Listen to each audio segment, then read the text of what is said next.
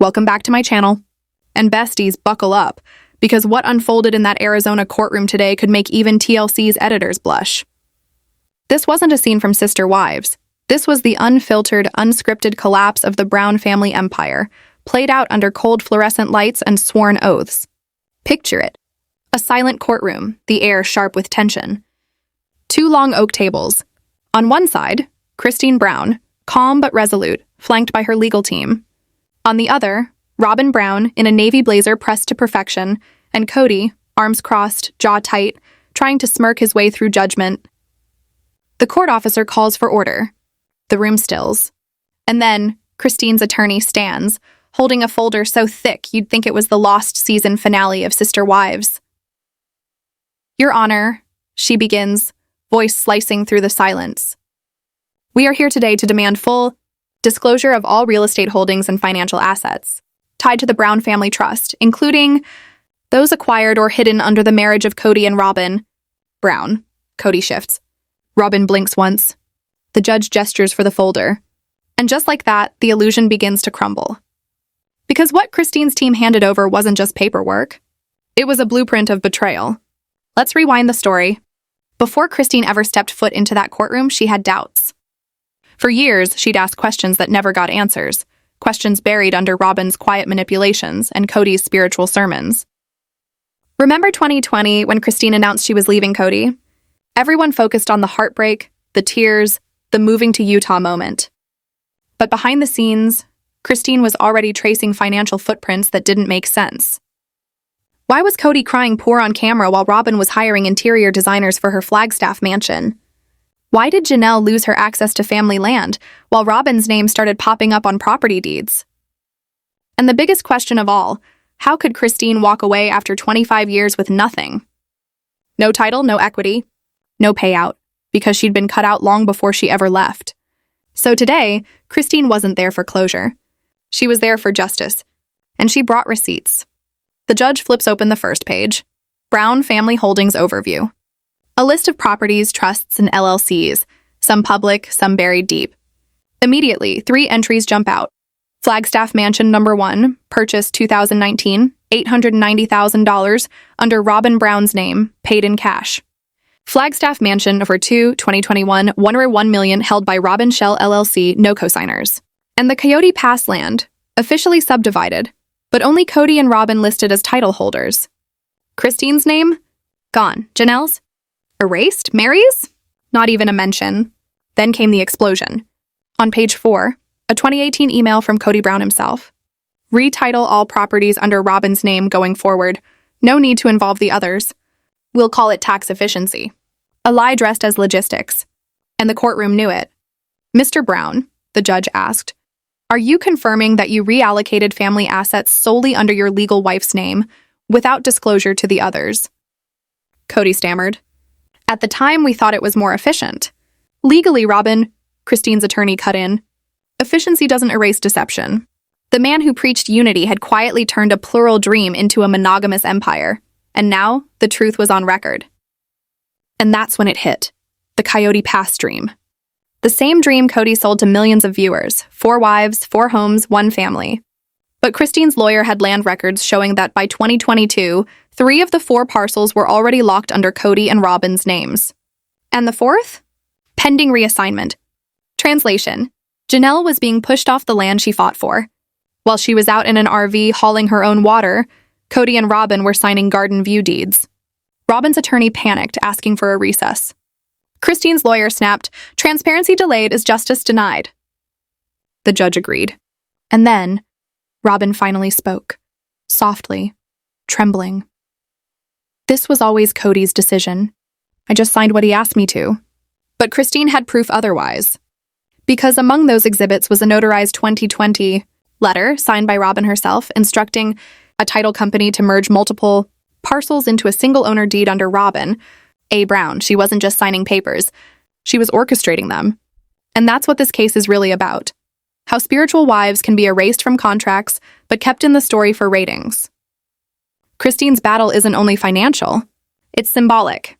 She's tearing down the illusion that SisterWives ever represented equality. The judge ordered a forensic audit, covering every property, trust, and LLC between 2016 and 2022. You could see the color drain from Kody's face. The man who built his kingdom on loyalty was watching the walls close in. Christine didn't smile. She didn't gloat. She simply stood up, gathered her papers, and walked out. Head high. Because her victory wasn't emotional, it was legal. And as she left that courtroom, one thing became clear. It wasn't just a mansion they were hiding. It was a vault of secrets. It was a vault of secrets.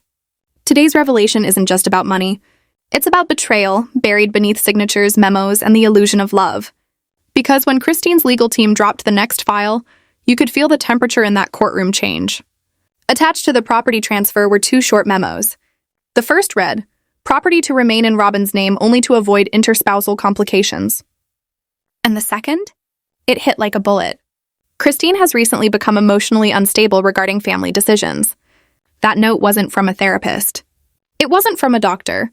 It was written by Kody Brown himself, in a private memo to his financial advisor, 2 weeks before Robyn's mansion was purchased in cash.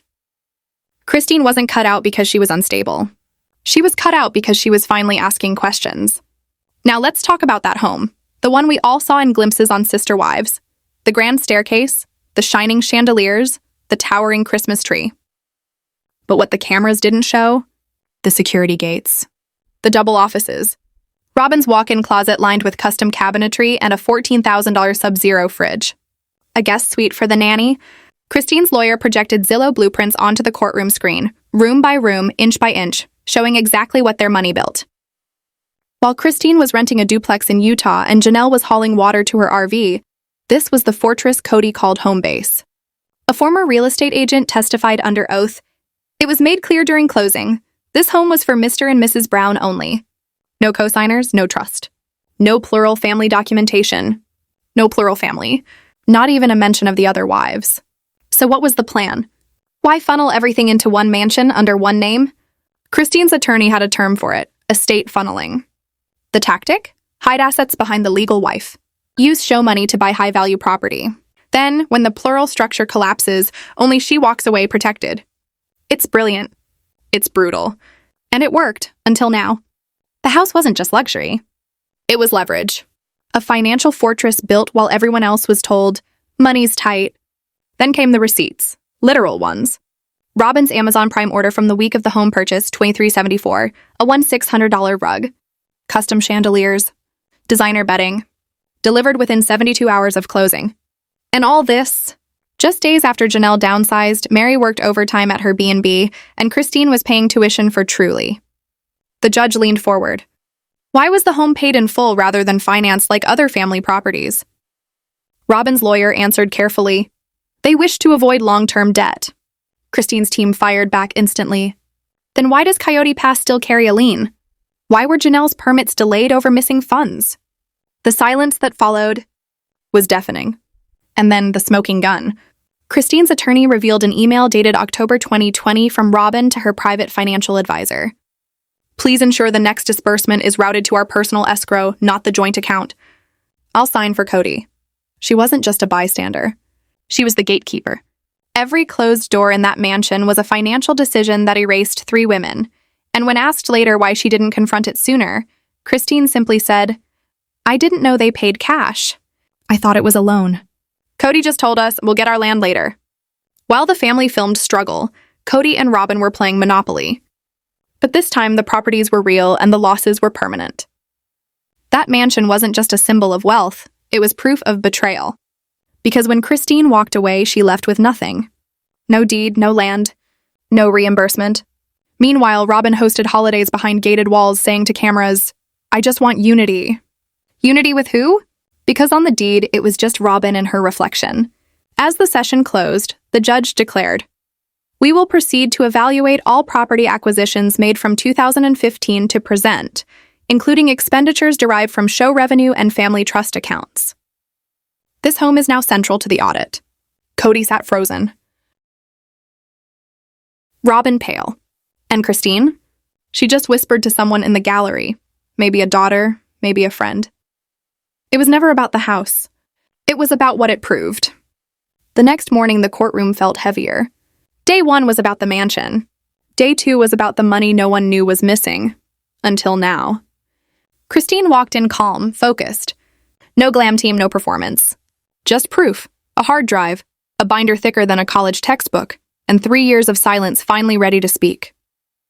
Brown versus Brown Estate and Trust Disclosure Hearing, Day 2. This wasn't about emotion anymore. It was about math. And math doesn't lie.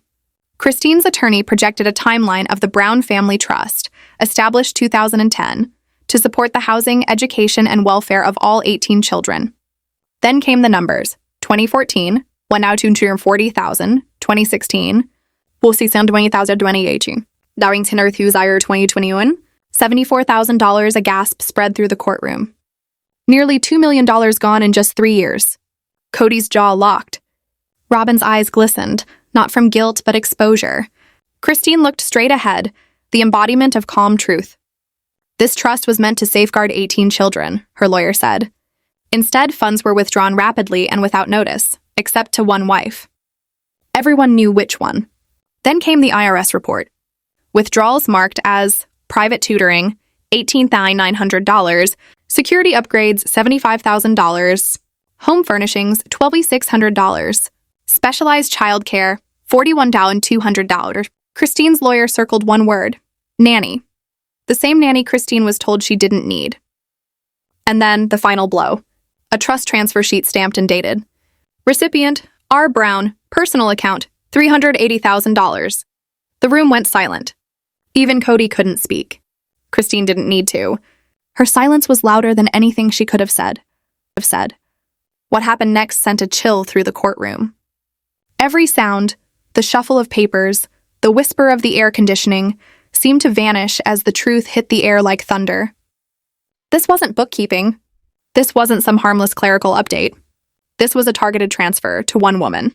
A woman who told the cameras she just wanted fairness for everyone. Christine's attorney's voice cut through the silence like a blade. Immediately after this transfer, luxury upgrades were purchased. Custom cabinetry, a nursery remodel, reinforced security gates, and even a private educational consultant. And then, for the first time that day, Christine's voice trembled through the courtroom mics. "We didn't even have health insurance one year," she whispered. "While one family upgraded their closets, I was clipping coupons for braces." A hush.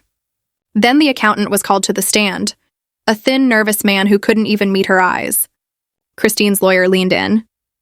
"Were the other wives notified of changes to the trust structure?" The accountant swallowed hard. "No. I was instructed to update the beneficiaries to protect the legal marriage only." And just like that, the truth detonated. Mary, Janelle, Christine, erased from the family trust in 2019. The crowd gasped. Gone, not wives, not even listed as beneficiaries. Christine's hands tightened, holding on to years of faith, sacrifice, and blind trust. The next slide flashed on the projector. Trust revision. 2019, original beneficiaries, Mary Brown, Janelle Brown, Christine Brown, Robyn Brown, revised, Robyn Brown, children currently residing in the primary marital home. Christine didn't live there. Janelle didn't live there. Mary didn't live there. So whose children did that mean? The courtroom already knew the answer. Kody rubbed his forehead, but there was no sympathy in the room. This wasn't a man overwhelmed, this was a man exposed. Christine's lawyer pressed harder. Was Mrs. Christine Brown informed of her removal? The accountant hesitated. I was told to process it quietly. Instructed by whom? The silence stretched. Then the words dropped like a hammer. Mr. Brown. The room erupted in whispers. Not alleged. Not implied. Confirmed. For the first time, Kody didn't look confident. He looked cornered. The trust wasn't lost. It had been rerouted, straight into Robyn's name, under Kody's control. Then came the gut punch. Christine's lawyer placed a printed text on the table. A message from Kody to Christine dated February 2021. You chose to leave. Financial benefits come with staying loyal to the family unit. I will protect what I've built. Christine stared at the page. Then she smiled. Not the smile of victory. The smile of clarity. Truth, she whispered. I stayed loyal to our children. That was the family. Even the judge looked moved. Christine hadn't just lost money. She'd lost the life she built. The life she funded. The one she believed was shared, only to learn it was never meant to include her. Then came the next slide. Education fund ledger, zeroed out by 2020. That one hurt. Because fans remember, Christine paid for Isabel's surgery. Out of her own pocket. Not TLC, not Kody, Christine. And now in black and white proof that funding existed, it just vanished. In the back row, Janelle wiped away a tear. Mary stared at her hands. Families don't break in one loud moment. They break in silence, piece by piece. It wasn't that there wasn't money for the kids. There just wasn't money for the kids who didn't live under Robyn's roof. Then came the final blow. Christine's lawyer asked, "Was there ever a plan to restore the trust to include all family branches?" The accountant shook his head slowly. "No. I was told the long-term plan was to consolidate all assets under one marriage and convert remaining funds into equity in the new estate." One marriage, one estate, one winner. The plural dream had ended long before Christine ever packed a suitcase. The judge leaned forward, her tone sharp, final. Based on the documentation presented, this court orders a full forensic audit of the Brown family trust, bank records, all associated accounts, and sworn disclosure from both Mr. and Mrs. Brown. Kody blinked. Robyn inhaled sharply. Christine didn't flinch. This wasn't revenge. This was restoration. The judge paused, eyes narrowing. It appears the financial structure was altered to unjustly enrich one party at the expense of others. In legal terms, that's a warning shot. And then Christine spoke, calm, steady, fearless. "I raised kids in good faith. I contributed in good faith. I trusted in good faith. But loyalty without honesty isn't family. It's captivity, silence. Because truth doesn't need to shout. It just needs courage." And Christine had it in every breath. She didn't just leave a marriage, she escaped a financial prison disguised as faith. What began as a financial audit had turned into a forensic family reckoning. Christine hadn't just exposed who got what, she'd revealed who was never even counted. And as the new evidence came in, Mary's name had vanished completely. Janelle's so-called land turned out to be dust and deception, and a mysterious LLC tied to a secret Utah estate had surfaced. And for the first time, that property didn't have Kody's name on it at all. The next session was supposed to be routine. But when Christine's lawyer walked to the podium and clicked the projector, the screen didn't show numbers. It showed a title record. And in that moment, everyone knew. This story wasn't over. It was only just beginning. Over. It was only just beginning. Today, we step into the courtroom where years of deception, loyalty, and betrayal finally collided. The day the truth about Coyote Pass and the Brown family trust was dragged into the light. The clerk called the next exhibit. Coyote Pass, Parcel 3, owner Robyn A. Brown. A pause filled the air. The lawyer clicked again. Parcel 4, owner Robyn A. Brown. Another click. Parcel 5, title transferred to Brown Unity Holdings LLC. Registered agent, Robyn Brown. And then, silence. The kind of silence that tightens a courtroom like a rope. Even the judge leaned forward, eyebrows raised. Christine's lawyer didn't rush. He simply said, "Mary Brown's name does not appear on a single parcel, despite public statements to the contrary." A ripple of shock, murmurs. He continued, "Mary wasn't just pushed out emotionally. She was erased legally." Let's pause here, because for years, fans watched Mary cling to hope. Distant but loyal, broken but faithful. She stayed when Christine left. She smiled through the pain. She played the role of the forgiving wife, the loyal soldier in a war she didn't start. And for what? Not even a square foot of land. The screen changed. An internal family memo from 2019 appeared. Land usage and long-term planning. The notes showed future homes for Kody and Robyn, Janelle's potential build site, even guest house options. Mary's name? Missing. Erased. Gone. Christine's lawyer clicked again. A timeline now filled the projector screen. 2017, Kody says publicly, "We're working on things." 2018, he tells producers, "I'm not in love with her." 2019, privately files a legal statement removing Mary as co-trustee. Stamped, signed, hidden. It sat buried in estate files, never meant to be seen until Christine's audit forced it into daylight. "This shows a pattern, Your Honor," the lawyer said firmly. Not preference, removal. Kody squirmed in his seat. Robyn whispered something to her attorney. Mary, sitting quietly in the back row, didn't flinch. She just closed her eyes, confirming what her heart already knew. She stayed loyal to a family that erased her name and cashed her check. Then came Janelle. If Mary was erased, Janelle was deceived. On the screen appeared that unforgettable season 17 clip. Janelle standing on the dirt, smiling proudly. This is mine. This is where I'm building my future. But the truth said otherwise. Her name appeared on no deed. Her lot was never legally hers. It was collateral, tied to Robyn's property tax deferments. That's right. Janelle's trailer sat on land used to secure tax breaks for Robyn, a tenant, and she didn't even know it. Christine's lawyer said it plainly. She was asked to contribute financially to a shared dream without even a basic title claim. That's not family. That's a financial trap. Janelle's dream plot was a lie, a hope sold to keep her quiet. Then, just as the judge was about to call for recess, Christine's team dropped a folder on the table labeled LLC Activity, Utah. Inside, a sealed envelope from the Utah Secretary of State, postmarked May 2022. One sheet of paper. Heritage Hills Consulting LLC. At first it looked harmless. But then Christine's lawyer followed the money trail. Your Honor, she said, this LLC purchased a 3-acre estate in St. George, Utah in late 2022, quietly, off record. She clicked again. A photo appeared, a sprawling Adobe-style mansion with mountain views and gated security, valued at $870,000, but here's the twist. Kody's name? Not on it. Robyn's name? Not there either. The sole authorized signatory, Dayton J. Brown, Robyn's son, a 22-year-old student listed as the controlling agent of a near $1 million property. The courtroom gasped. Then came the hammer. Christine's lawyer continued, we traced the funding source. The money came directly from the Brown Family Trust, a withdrawal of $212,000 made just 11 days before the property closed.